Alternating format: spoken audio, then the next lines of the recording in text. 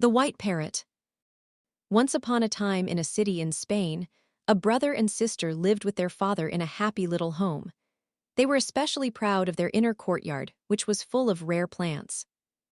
The mother was dead, and little Mariquita was mistress of the house. She was a splendid little housekeeper, and everything about the place was always bright and shining. One day an old woman came to the door when Mariquita was at home alone. She knocked, and Mariquita ran to open the door. "How do you do, little girl? Is your father at home?" asked the old woman. Mariquita replied that he was away. "Is your brother at home?" asked the old woman. Mariquita replied that he too was away from home that day. "What a pretty home you have," said the old woman. "It is quite the most attractive place in the town." Mariquita threw wide the door. "Come in our house," she said. "I love to show visitors about. I want you to see what a pretty courtyard we have." The old woman admired everything about the house. When she saw the patio, she said that it too was very attractive. There was only one thing that was lacking. It needed a fountain of silver water. "I never saw a fountain of silver water," said little Mariquita.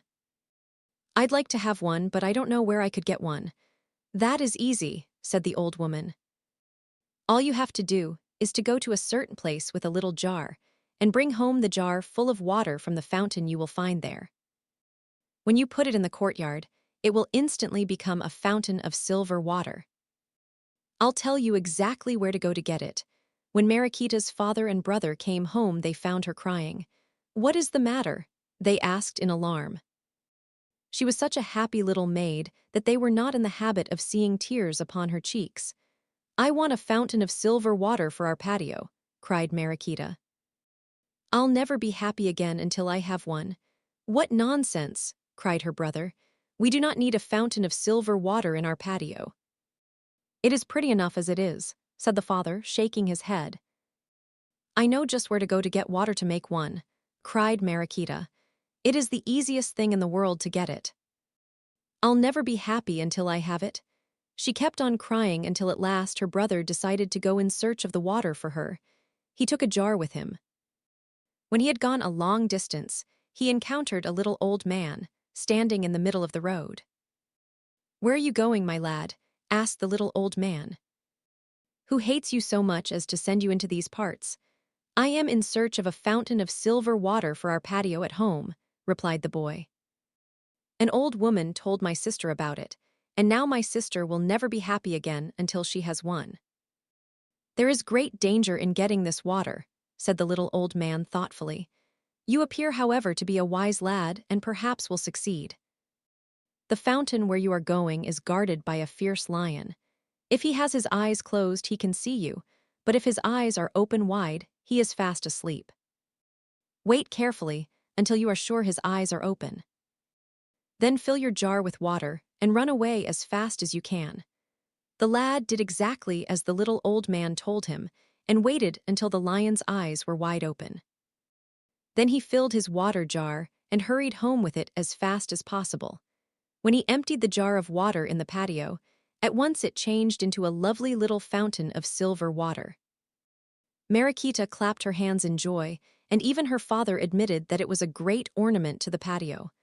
"Oh, I am so happy," cried Mariquita. "The fountain of silver water is the loveliest thing I have ever seen." The next day, when her father and brother were away, the old woman came again to the door. "I am so glad you have come," cried Mariquita as she opened the door. "I want you to see what I have in my patio." She led the old woman into the courtyard and showed her the fountain of silver water. "It is a great improvement," said the old woman, "but there is something else which you need.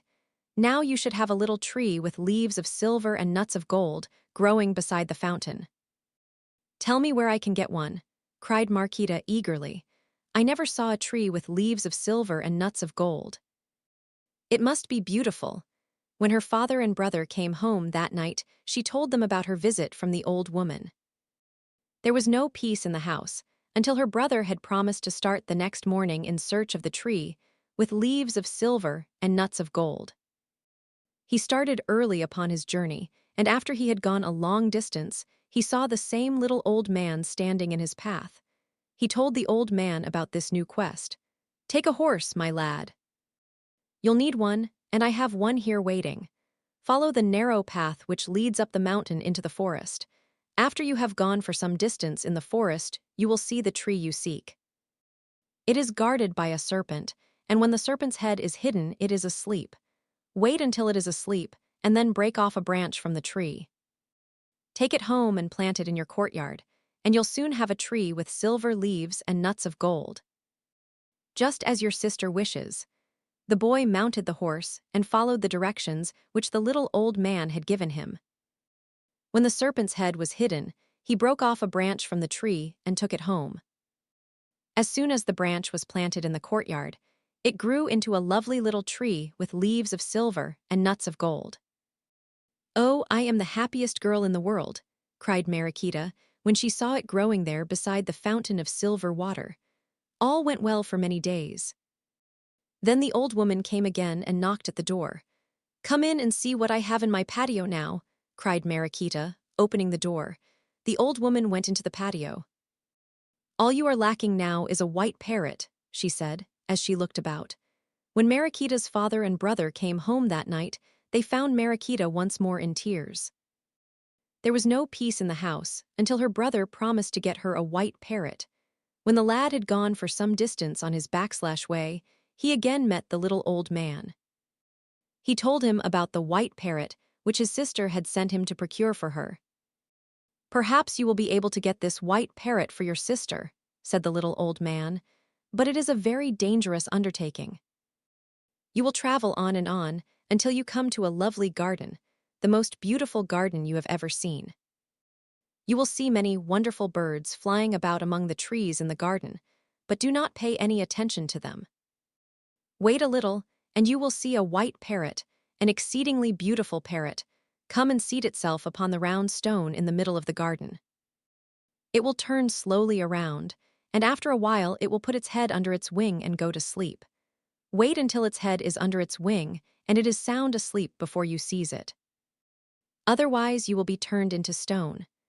The boy followed the directions and came to a beautiful garden full of many trees with wonderful birds flying about the branches.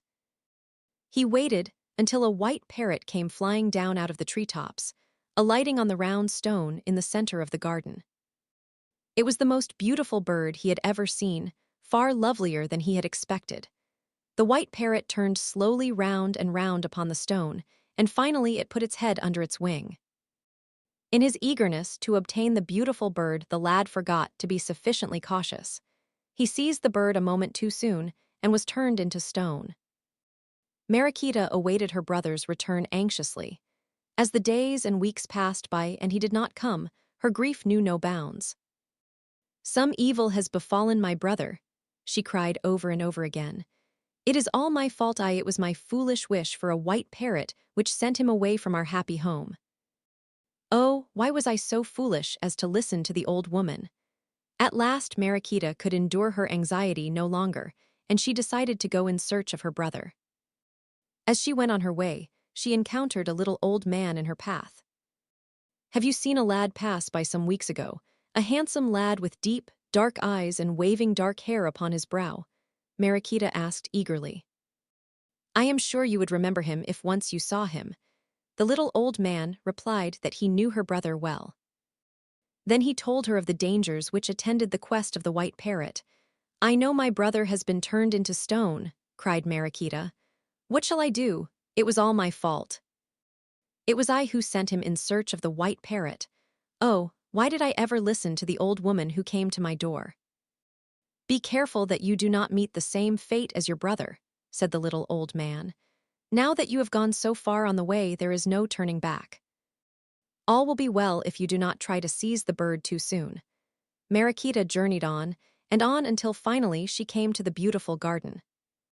She waited quietly until she saw the wonderful white parrot come flying down to the round stone in the middle of the garden. Slowly, it turned around upon the stone. Then it tucked its lovely head under its snowy wing and went to sleep. The moment Mariquita stretched out her hand and seized the white parrot, all the stones in the garden came to life. There was her brother standing close behind her. Her joy was unspeakable. Mariquita and her brother invited all the stones, which had been restored to human form, to come home with them and celebrate the event in their house. A great feast was held, which lasted for 3 days. Now that I have my own dear brother safe home again, I am the happiest girl in the world. There is nothing more to wish for, said Mariquita. Never again will I give way to foolish longings.